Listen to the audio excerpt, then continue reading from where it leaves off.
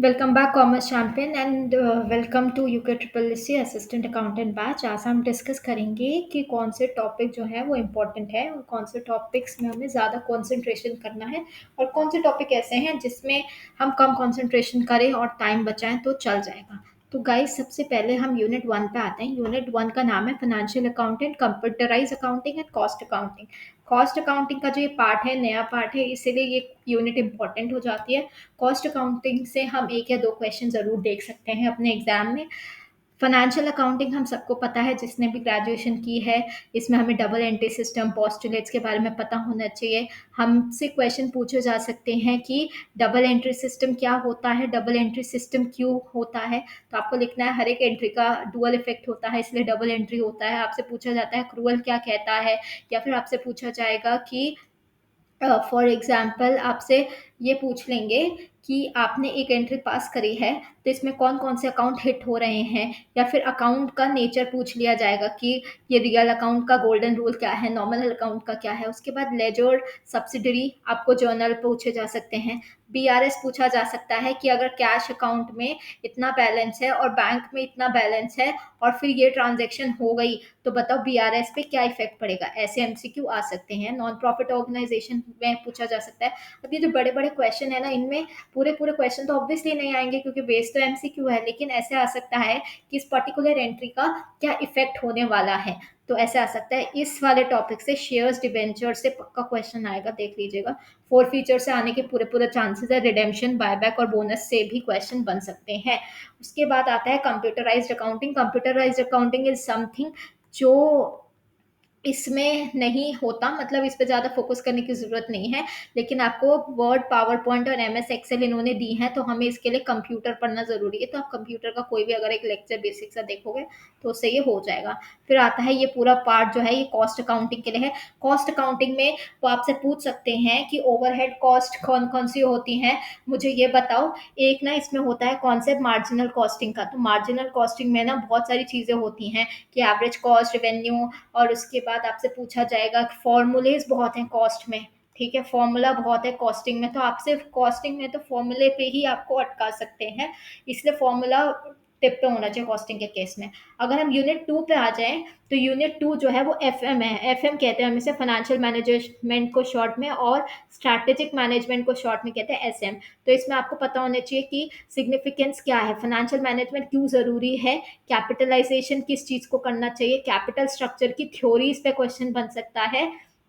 उसके बाद cost of capital क्या होता है, कॉस्ट ऑफ कैपिटल को कैसे डिनोट करते हैं, के ओ से डिनोट करते हैं। इन्वेस्टमेंट, फाइनेंसिंग और डिविडेंड डिसीजन क्या होता है। इन्वेस्टमेंट मतलब कितना इन्वेस्ट करो, डिविडेंड मतलब कितना अपने जो शेयर होल्डर्स है उन्हें दो, फाइनेंसिंग मतलब कहाँ पैसा लगाओ कहाँ ना लगाओ। वर्किंग कैपिटल पे क्वेश्चन बन सकता है क्योंकि ये इन्होंने यहाँ पर भी दिया है साइड में। तो वर्किंग कैपिटल क्या होती है, वर्किंग कैपिटल को कैसे मेंटेन करते हो, वर्किंग कैपिटल का फुल फ्लेजेड एक क्वेश्चन आ सकता है। Nature, meaning, uses of financial statement आ सकते हैं।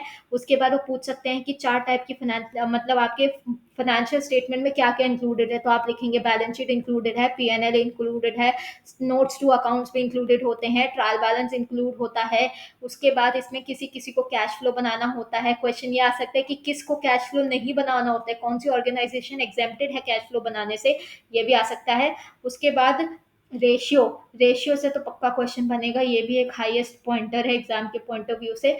इसके बाद आता है आपका यूनिट थ्री, इकोनॉमिक्स। अब इकोनॉमिक्स में वो लोग क्या पूछ सकते हैं, मैक्स टू मैक्स आरबीआई के फंक्शंस पूछ सकते हैं। आपसे ये पूछेंगे कि प्राइमरी सेकेंडरी मार्केट्स कौन, ये देखो ये बहुत बेसिक होगा, लेकिन आपसे पूछा जाएगा कि सेबी के फंक्शन क्या है क्या नहीं है। सेबी मतलब stock exchange board of India, ठीक है। तो सेबी के फंक्शन क्या है, आपसे पूछा जाएगा इन्फ्लेशन को कंट्रोल करने के लिए आरबीआई क्या लगाता है, कमर्शियल बैंक क्या करते हैं। ई बैंकिंग के बारे में पूछा जा सकता है, डिजिटलाइजेशन, ग्लोबलाइजेशन, प्राइवेटाइजेशन, इन सब के बारे में पूछा जा सकता है। उसके बाद आपसे सेबी के ऑब्जेक्टिव एंड फंक्शन उन्होंने सेपरेटली दिया है पॉइंटर्स में, तो इससे क्वेश्चन बन सकता है।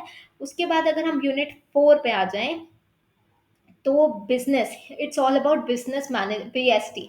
ठीक है, पीएसटी जो हमने क्लास 11 12 में पढ़ी है। प्राइवेट पब्लिक ग्लोबल एंटरप्राइजेस क्या होते हैं, सीएसआर क्या होता है। सीएसआर मतलब कॉर्पोरेट सोशल रिस्पॉन्सिबिलिटी। हर एक कंपनी जो अपने एनवायरनमेंट से कुछ पैसा, कुछ रिसोर्सेज ले रही है, उसको से रिटर्न में भी कुछ देना चाहिए। तो सरकार कहती है कि आपको अपने पिछले 3 इयर्स के प्रॉफिट के एवरेज का 2% के लगभग एटलीस्ट अपनी एनवायरनमेंट में देना पड़ेगा आपको। अपने एनवायरनमेंट के लिए उसे खर्चा करना पड़ेगा, उसे कहते हैं CSR। CSR नहीं करोगे तो आपको पेनल्टीज लगेंगी। उसके बाद CSR नहीं करने के लिए कुछ एक्सेप्शंस हैं, अगर नहीं करा तो एक्स्ट्रा पैसा कहाँ डालना है, अगर कम किया तो क्या होगा, उनके बारे में पूछ सकते हैं। इंटरनेशनल ट्रेड पे भी आ सकता है, ट्रेड डॉक्यूमेंट क्या होता है, LC क्या होता है, शिपिंग बिल क्या होते हैं। सिमिलरली WTA के ऑब्जेक्टिव आ सकते हैं, गेट के ऑब्जेक्टिव आ सकते हैं। उसके बाद अगर हम बात करें बिजनेस इकोनॉमिक्स की, तो बिजनेस इकोनॉमिक्स और स्टैटिस्टिक्स, स्टैटिस्टिक्स से पक्का 1 या 2 क्वेश्चन बनेंगे। स्टैटिस्टिक्स में ग्राफ आ सकते हैं या कोरिलेशन फंक्शंस आ सकते हैं, या फिर एक और होता है उसमें स्क्यूनेस निकालने को। माइक्रो मैक्रो बनेगा, 11th 12th का सिलेबस होगा इसमें। Law of diminishing marginal utility क्या होता है, मैंने बहुत अच्छे से समझा रखा है अपने लेक्चर्स में अपने यूट्यूब पे। डिमांड शेड्यूल क्या होता है, इलास्टिसिटी, इलास्टिसिटी कम मोर देन वन है, इलास्टिसिटी इक्वल्स टू वन का मतलब क्या होता है कि ये यूनिटरी इलास्टिक है। मोर देन वन का मतलब क्या होता है, इलास्टिसिटी अगर लेस देन वन है उसका मतलब क्या होता है, इन सबको पूछ सकता है। प्रोडक्शन फंक्शन, कॉस्ट कर्व पूछ सकता है। उसके बाद total product, marginal product, average product क्या होते हैं, इनसे लॉ वेरिएबल प्रोपोर्शन कैसे समझते हो। उसके बाद इन्होंने, मैंने उस दिन भी बताया था, इकॉन उत्तराखंड की इन्होंने इकोनॉमी रखी है यहाँ पर। तो इकोनॉमी, उत्तराखंड की इकोनॉमिक ओवरव्यू में कि उत्तराखंड में कितना पैसा कहाँ लगा है, या कोई भी उत्तराखंड की बुक ले लोगे, जैसे कि अपनी ये परीक्षा वाणी या फिर कोई भी वन लाइनर बुक ले लोगे, बेस नेगी ले लोगे, तो उसमें ये सारे आपको एक चैप्टर पूरा अलग से दिया, उससे पढ़ना पड़ेगा। Classification, tabulation of graph, graphical representation कैसे करते हैं, measure of central tendency, dispersion, skewness. तो अगर कोई चैप्टर ऐसा है जिसमें बहुत ज़्यादा टफनेस लग रही है तो उसको हम थोड़ा सा छोड़ सकते हैं, क्योंकि उससे 1 या 2 क्वेश्चन बनेंगे ना, लेकिन उससे हम पूरा का पूरा अपना बाकी नहीं खराब कर सकते। क्योंकि देखिए, marketing management and business environment, इसमें स्कोप ऑफ मार्केटिंग क्या होता है, ब्रांडिंग की क्या ज़रूरत है, कंज्यूमर का बिहेवियर कैसा रहता है। अगर आप लेबलिंग पैकेजिंग नहीं करोगे तो क्या होगा, PLC पे पक्का क्वेश्चन बन सकता है कि प्रोडक्ट लाइफ साइकिल क्या होता है। पॉलिसी, डिस्ट्रीब्यूशन चैनल कौन कौन से होते हैं, 4 P's ऑफ मार्केटिंग क्या है, product price, place, promotion, 7 P's में क्या क्या ऐड हो जाते हैं।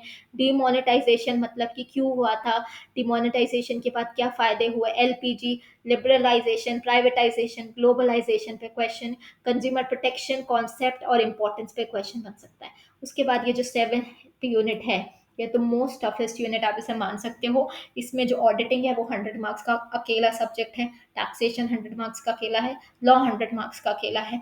आपसे इन्होंने टैक्सेशन में इनकम टैक्स भी पूछ लिया है और GST भी पूछ लिया है, जिसमें इनकम टैक्स में इन्होंने 5 हेड्स जो हैं वो बहुत इंपॉर्टेंट है, इन्होंने वो पूछ लिया। आपसे कोई भी एंट्री उठा के पूछ सकता है। उसके बाद इन्होंने डिडक्शंस के बारे में पूछा है, इन्होंने सेट ऑफ पूछा है, इन्होंने कैरी फॉरवर्ड पूछा है। ये कुछ चीज़ें हैं जिनसे MCQ बन सकते हैं और ये आ भी सकते हैं और बहुत ही टफ MCQ बनेंगे। फिर GST में इसने CGST, SGST क्या होता है, GST कब आया था, 2017 में आया था। जब GST आया था तो क्या चीज़ें अच्छी हुई थी कि आपका वैट हट गया था, एक्सरसाइज ड्यूटी हट गया था। कहाँ कहाँ अभी भी वैट और एक्सरसाइज लगता है, लिकर पे लगता है। उसके बाद GST में ये पूछ सकते हैं कि आपने कोई एंट्री पास करी है तो उससे क्या इफेक्ट होगा। आपसे GST में ITC पूछ सकते हैं, ITC मतलब इनपुट टैक्स क्रेडिट क्या होता है। ठीक है, इनपुट टैक्स क्रेडिट उन्होंने अलग से दिया भी होगा।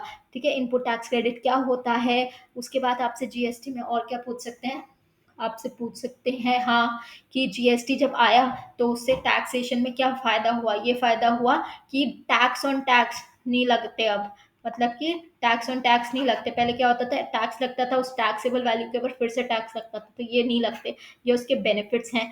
फिर देखो, फिर उसने ऑडिट ले आया, यहाँ तक उसने क्या किया, इनकम टैक्स लाया, फिर उसने ऑडिट ले आया। ऑडिट में उसने बोला कि ऑडिटर क्या होगा, क्वालिटीज़ क्या है गुड ऑडिटर्स की। ठीक है, उसके बाद ऑडिट किसको करवाना चाहिए, ऑब्वियसली पब्लिक कंपनी की लिमिट क्या है, प्राइवेट कंपनी की लिमिट क्या है ऑडिट करवाने के लिए। अपॉइंटमेंट कैसे होगा ऑडिटर का, डिस्क्वालिफिकेशन कौन सा होता है, उसकी ड्यूटीज़ क्या होती हैं। फिर यहाँ पर आ गया कॉस्टिंग। कॉस्टिंग में हमें पढ़ना है कि कॉस्ट ऑडिट क्या होता है, टैक्स मैनेजमेंट क्या होता है, इनकम टैक्स की liability, basic concept, residential status. ये जो है ये 5 हेड्स हैं इनकम टैक्स के, 5 हेड्स ऑफ इनकम टैक्स। ये बहुत वास्ट है। कैपिटल गेन, PGPP तो काफ़ी वास्ट है, वो सब कुछ इंक्लूडेड है इस सिलेबस में। तो सिलेबस बहुत ज़्यादा वास्ट है इसका, जिसकी वजह से हो सकता है कि कट ऑफ बहुत हैवी भी हो जाए।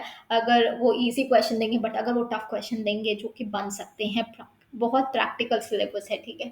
उसके बाद मैंने कैसे प्लान किया है कि जैसे डे 1 पे मैंने ये सारा कर लिया, तो मैं क्या करूँगी, डन कह दूँगी कि हाँ, डे 1 पे हमने ये सब पढ़ लिया, डन लिख दो। अगर मेरा कुछ छूट गया तो मैं वहाँ यहाँ नोट्स बना लूँगी, और मैक्सिमम मैक्सिमम एक टारगेट रखना कि मैक्सिमम 2 दिन के अंदर उस बैकलॉग को खत्म कर दो, ठीक है। फिर डे 2 पे हम क्या करेंगे, हम अकाउंटिंग स्टैंडर्ड पढ़ेंगे, टर्मिनोलॉजी पढ़ेंगे, जीएसटी के कुछ बेसिक्स पढ़ के कैपिटल रेवेन्यू एक्सपेंडिचर समझ लेंगे। अगर हो गया तो टिक लगा दो, नहीं हुआ तो क्या नहीं हुआ वो लिख दो।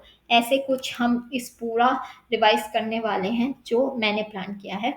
कल जो है हमने लेक्चर 1 हमारा डे 1 होगा 16 अगस्त को। उसमें meaning and scope of accounting, accounting के प्रिंसिपल, अकाउंटिंग की इक्वेशन क्या होती है, अकाउंटिंग की इक्वेशन मतलब कि asset is equals to liability plus capital, इसमें क्या इफेक्ट पड़ता है, कौन सी एंट्री से कहाँ क्या चीज़ें हो जाएंगी, ये कन्वेंशन, पोस्टुलेट और डबल एंट्री ये इंपॉर्टेंट है, इनसे क्वेश्चन आ सकता है। तो ये सब चीज़ें हम करेंगे कल से day by day. I hope आपको इतना समझ आया कि हमने क्या करना है और कहाँ पर ज़्यादा ध्यान देना है। सिलेबस थोड़ा सा टफ है, बट हो जाएगा, हमारे पास दिन भी हैं। तो लेट्स सी कैसे क्या होता है। Till then, bye bye.